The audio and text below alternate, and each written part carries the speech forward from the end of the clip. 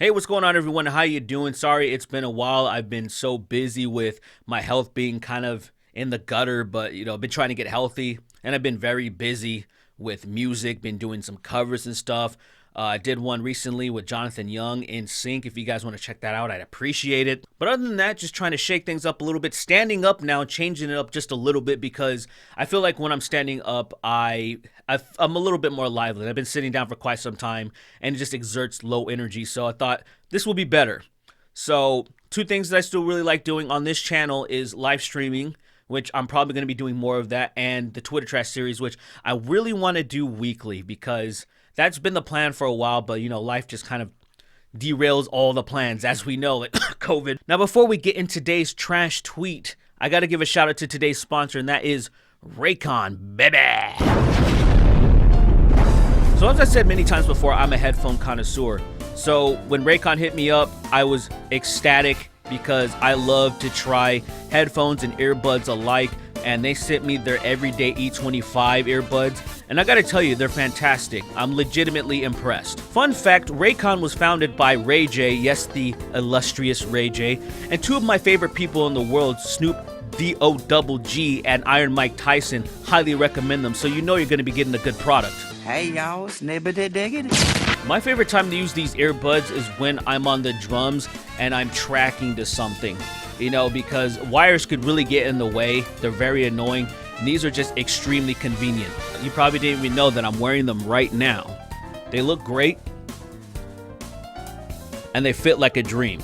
The everyday E25 earbuds are their best model yet. They're half the price of any of their well-known brands, and that's legit. They have 6 hours of playtime, seamless Bluetooth pairing, more bass, which you gotta love more bass, and I'm telling you, the treble doesn't suffer, and they're more compact, as you can see, which give you a nice noise isolating fit. So if you want some, you should go to buyraycon.com/SBG and you can get 15% off your order, which is fantastic. They're already a good price, so then you get 15% off of that as well. So check it out, guys, buyraycon.com/SBG. And now, ladies and gentlemen, let's get into some trash tweets. Supreme victory! Before we get into the first tweet, I should probably address the elephant in the room. New background, I'm in a different room. I'm feeling a lot better. Now, if you saw my previous video, then you know I was feeling like absolute garbage. So, not 100%, but I definitely feel infinitely better. BURR was in some hot water for like a little while. It's one of those things where people try to cancel him, but it's just not going to work. And I'm sure most of you have seen this at this point, but Bill Burr had some hosting duties at the Grammys. Didn't really see it. I saw a little bit of the clip that caused the initial outrage, but I didn't watch the Grammys because I just don't care. The Grammys is always like the same people winning. It's always Beyonce, Taylor Swift, and now it's just Billie Eilish. And it's interesting seeing kind of the metal when people in the metal community are wearing, because you kind of don't know. It can go either way. But other than that, I don't care. So this is what Bill Burr said. All right. Hey, how many feminists are like going nuts? So why is this cis white male doing all this Latino stuff? Yeah, that's it. That's what got him in hot water. That's it. So there was a lot of people accusing him of being racist, like, oh my God, just of course, the natural response to everything is to accuse people of racism, of course. And when a few people came out online, especially Twitter, showing that, well, Bill Burr has a black wife named Nia, and they've been together for a long time. They have 2 kids. They seem pretty happy. I don't know if he's particularly racist. But that didn't stop people to try to spin it into something else, because they still have to make more points about racism and just a whole other stuff that people don't care to hear about when they're, talking about the Grammys. Well, I'm not suggesting Bill Burr is a racist. A white man having a non-white wife can sometimes be a sign of racism. So you shouldn't assume someone isn't racist just because they own a minority sex servant. I guess Nia is a minority sex servant. Holy shit. They may very well have one because they're racist. This is the kind of stuff that you pull out of your ass when you don't have any other intelligent points to make, where it's like, okay, maybe Bill Burr isn't racist, but there's definitely people that are racist that have minority wives or servants or whatever the hell this dude says, which, look, of course, there's always exceptions to rules. You're always gonna find small percentages of people doing some really outlandish stuff. I'm sure back in the day there was a lot of weird stuff like that happened back in the day. I'm sure there was a whole lot of shit, but they were talking about Bill Burr specifically, and to insert that shit into the conversation is so silly. Hope somebody just beats the shit out of this guy. Now let's stay on the subject of the Grammys, because there was a lot of performances, obviously, and two people that performed, Meg Thee Stallion and Cardi B, they did their WAP, which was, you know, a lot of people had problems with it because either they thought the song was just stupid, or you were conservative and you thought it was the end of humanity itself. And of course there were people that had some tweets about that as well. Thank goodness we got rid of Dr. Seuss though.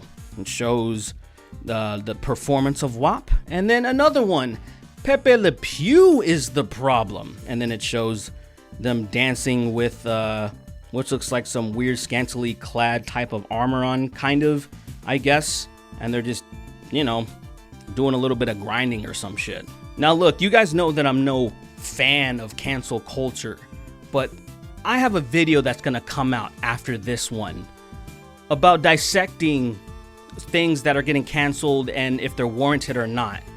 And just to give you a preview, when it comes to the Dr. Seuss things, I mean, the things that people, that they were just trying to sweep under the rug and get rid of, some racist depictions of Asians and whatnot, I think that's fine. And when you think about Pepe Le Pew, dude, he's kind of fucked up. Like, he actively tries to do things that you would never do yourself, or you would straight up be a sexual predator. 100%. And we watched a Pepe Le Pew, and I'm old now. I'm looking like, good God, what kind of fucking rapist is this guy? Like, take it easy. Come on, that dude was sitting there cracking up. See, sometimes you gotta take the pussy like Pepe, like, oh. So I'm not even surprised that people would want to sweep that under the rug too and be like, ooh, let's not focus on Pepe Le Pew. And furthermore, when it comes to Dr. Seuss and Pepe Le Pew, did any of you really give a shit about them? I never cared about Pepe Le Pew. He was never a favorite of mine. He was never like, oh man, I love me some Pepe Le Pew. Or say Dr. Seuss in general. I know Dr. Seuss has some iconic books, but I'm gonna be 100% honest with you guys. When I was young, I would say the dumbest stuff I was reading was Goosebumps. I'm talking about really young. Cat in the Hat stuff, I never had it. I thought those books were stupid. And look, I'm not trying to drag y'all down, man. If you have your kids reading some Dr. Seuss, fair play. I'm just saying though, your kids are probably smarter than you think. You can probably give them way better stuff, you know? You can probably give them To Kill a Mockingbird. Now let's talk about marketing. A lot of times you have these companies that have no business being political, jumping into conversations about X, Y, and Z because they just want some more clout. Even though they have so much clout to begin with, it's like, what are you doing? Women belong in the kitchen. See, I couldn't agree more with that statement. That's fantastic. But since I knew it was International Women's Day and it was also my birthday, so my birthday's on the 8th. Yeah, you can say happy birthday if you want. I don't really, get too crazy with it, but I'm just saying. I knew there was something behind this. So then later, much later, they replied to the tweet after they got a maximum amount of eyes. Then they're saying, oh, we're doing like a scholarship thing because we want to send women to culinary school or something like that. Something where a lot of people thought this was really good. This is how you raise a lot of eyebrows. This is how you get a lot of people on to pay attention. And then they're doing something good. But when it's a company like Burger King, there's something more to it. And you see that they took out an ad in the paper talking about how glorious they are. And then you realize that the ad in the paper costs much more than the scholarship program. And there you go, ladies and gentlemen. Fucking Burger King and marketing 101. They don't give a shit about us. They most certainly don't give a shit about women. The American people are tired of women. This is pretty great. So Sacha Baron Cohen, Ali G, Borat, and all the other stuff, Bruno, everything that he's done. As a satirist, you'd think he'd be pretty savvy, but something kind of went completely over his head. Mark Zuckerberg, how do you sleep at night? Maybe I should try this Borat. Mark Zuckerberg. I can't do it. I'm not even gonna. My wife. I'm not even gonna try. This is on Facebook's Instagram right now. Your algorithms are still recommending lies about COVID and vaccines. How many people have to die before you act? Hashtag stop death for profit. And this is so beautiful because it's a meme that, like, I feel like if this dude just researched the artist on there, which it shows his name, Lushucks, he would know, oh, this guy is just a memer. He just paints stupid memes on the page. And the dude's awesome, man. Anime is supposed to be a perfect world to escape to. Adding black people to that world kind of defeats the point. I forgot about this tweet. I totally forgot. I put it in my favorites and I forgot about it. Why would you tweet this? There's some people that are so content with just showing how racist they are. I'm like, damn, bruh. Everybody sucked when they were a teenager. Forgive yourself. True, I was a Nazi. I'm so much better now. I know back in the day, being a renowned racist, or renouncing your racism, is usually applauded. But I think nowadays it's not. The fact that you were a Nazi at all, to a lot of people, are just gonna be like, ooh, I'm sorry, you got the scarlet letter. You're done, son. I'm sorry, you're done. Seeing a nigga cry is so satisfying, like, yes, I hurt you. Now, most people in the replies are absolutely just trashing her, but there was someone that actually kind of supported her. Still have 2 voicemails from 2 different dudes crying, and when I'm feeling down, I listen and chuckle. Y'all just don't know how much mental illness is out there. I mean, if you enjoy making people cry, if you get satisfaction out of that, it's pretty fucking sick. Like, I don't care who you are, you're screwed up. You need help desperately. Now I want to end with this one right here, because something recently just happened where there was a shooting spree.